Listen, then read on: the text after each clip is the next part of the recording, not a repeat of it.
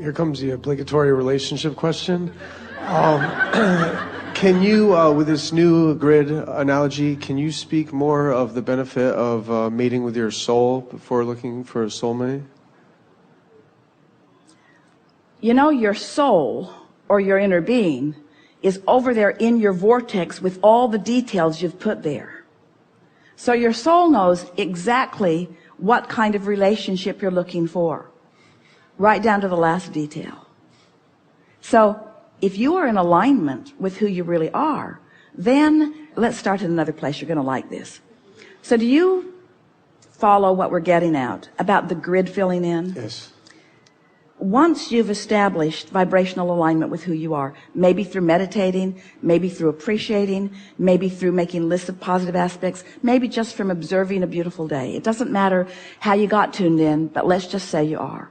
So when you're tuned into that vibration, now the grid's going to fill in, while you're in that state of being, with all things that are pleasing. And the way the grid fills in first is through thoughts.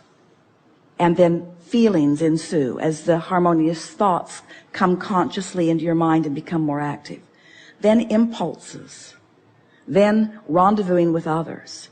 So isn't it logical that when you take the time to meet up with your inner being, who knows exactly who you are and what you want, that would be a good thing to do before you start meeting up with others?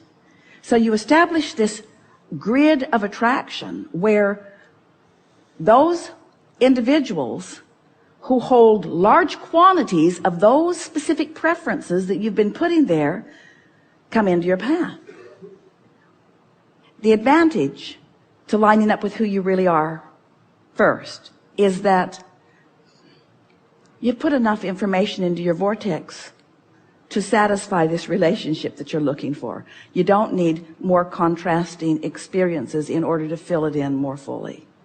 So once you align with who you really are, then the power of your grid, the power of your point of attraction will just reach right out into the vicinity that surrounds you and fill it in with matching things. And you know it. So you get this impulse.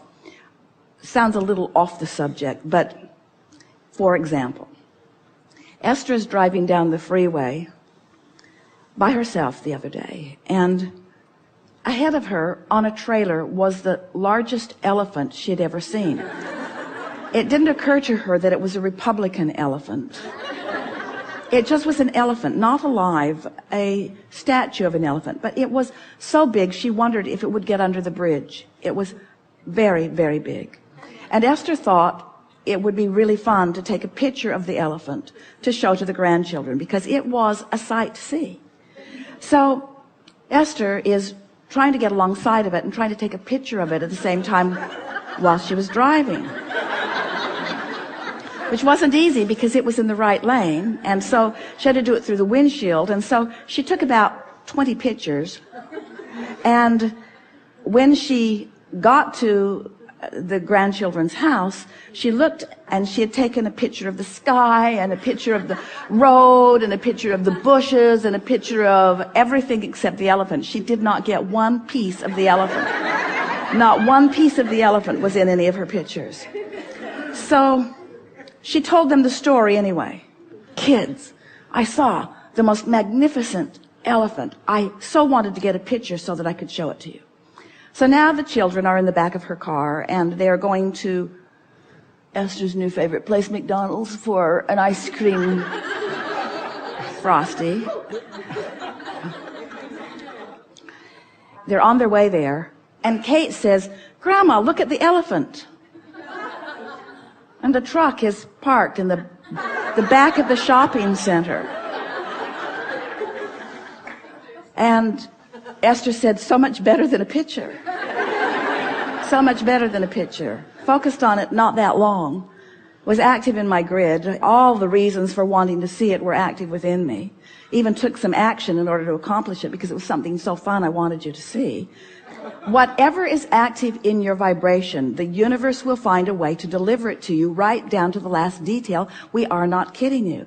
This is not a coincidence. This is law of attraction. Law of attraction giving you the impulses and putting whatever in your vicinity. Very often, someone with you is the one who calls your attention to something, because that's the path of least resistance. You see what we're getting at? Esther's desire to have that picture was strong within her, but her expectation now was no longer there. Esther thought that she had missed her opportunity to see the elephant. But the opportunity to see the elephant is never lost. That's really the point. Once something's active within you, the universe has the ability to deliver it to you one way or another. Now, this was not a very long-held desire. It was just an extremely active desire within Esther in that moment, you see. Long-held desires have much more attraction power, as long as in the moment you're not contradicting the long-held pattern. Really good, yes? Thank you. I love you.